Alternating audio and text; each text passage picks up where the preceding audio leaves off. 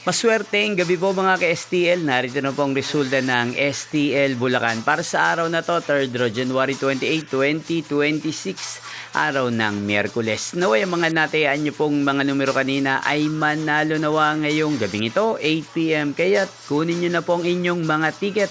Narito na po ang resulta. Ang mga numerong nanalo sa STL Bulacan ngayong gabing ito, January 28, 2026, 8 PM, third draw result, 25 at 29. In exact order again, 25 at 29.